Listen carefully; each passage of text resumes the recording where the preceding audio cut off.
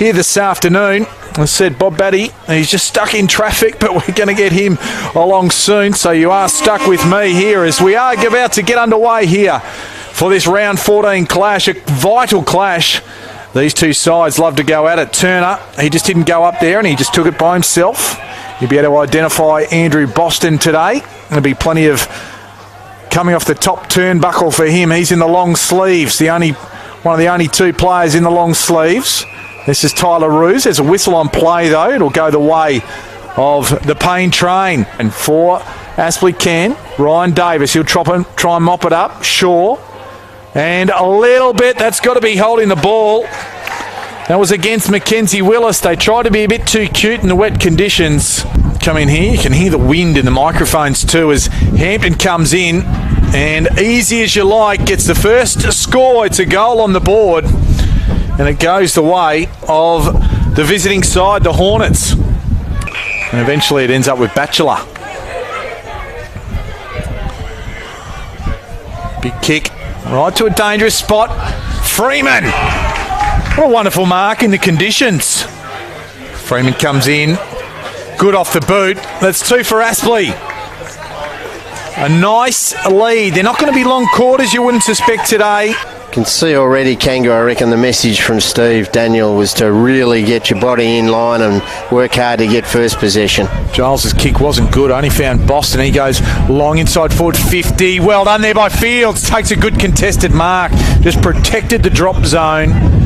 And this is the first real meaningful shot for Southport in this game.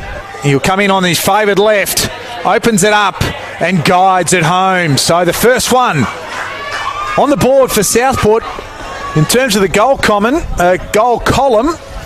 it's on theirs for the second quarter and for the game. So they move to 1-2-8. Aspley 2-2-14. Just having a look at the rain radar. Hampton just going at it. Tackle laid, ball squeezed out. Fife is there.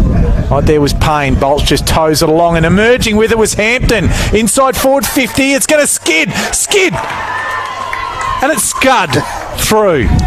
For a goal. That's two for Lonnie Hampton, and that's a very good goal. Although some of them have been in the Queensland sun for a while, so they've tanned up a little bit differently. Spencer got it going his way. Willis, he's happy just to go over the boundary line. That's deliberate.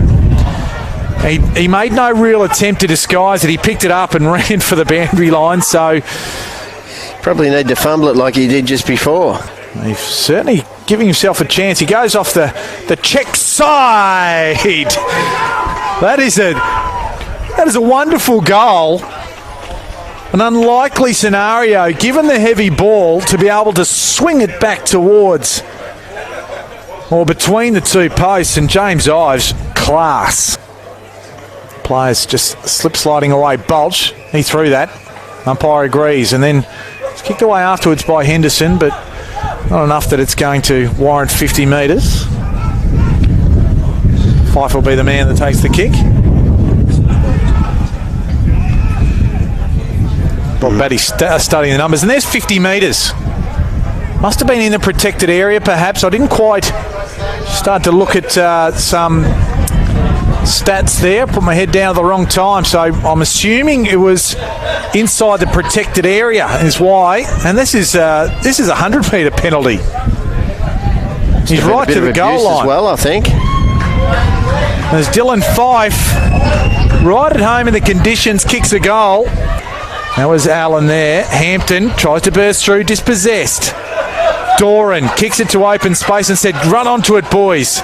And that's not good from Dawson because he had room, he had time. Hampton goes off the ground. Dawson will try again. Tries to get it out towards Lipscomb. Fife just toes it. Bowie's there. He needs to get it forward. He's got a man free. It's Davis off the ground. Kicks a goal. Against, I suppose, the run of play.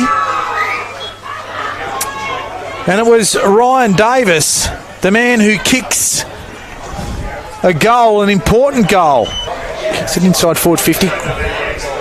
Working hard there was Castledine. Murphy, he's tied up, gets the ball out to Ives though. Ives, big kick right to the goal line and shepherded over the line. Good work there in the goal square. And James Ives, he kicks the first goal of this second half. It goes the way of the away side. They put the lead out to 13 points. Templeton, little kick, a little bit of space here. Hayden just toes it inside forward 50. Nellis bats it in the path of Murphy. Gets the handball off. Coughlin kicks a goal. Good team goal. It wasn't pretty work, but it ended with Jack Coughlin kicking a very important goal. Goes to ground, slips over. Bowie just eludes some. Just impacted with a kick just at the last moment by Henderson. Williams. Shaw. Long kick. Johnson. Goal. Southport stay alive in the contest. Back to 2 straight goals. Bit to play out yet of Clark, who in turn is kicked, only finds Bulch. Dangerous spot.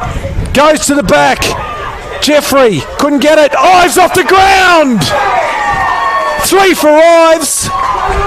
And the sealer for mine. Oh, the kick's not a good one. Coughlin wraps it up. Gives it to Jackson Allen. He likes to load it up. It's going to go right to the line. It's a goal. Bit of extra salt in the wounds late from Jackson Allen. And there's that final siren.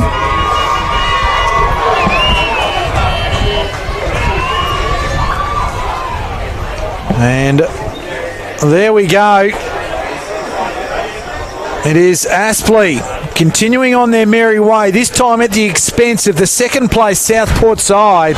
They run out 26-point winners this afternoon, 8-8-56 to 4-6-30. It was a slog all day, but Aspley, you can't argue they were the better side on the day.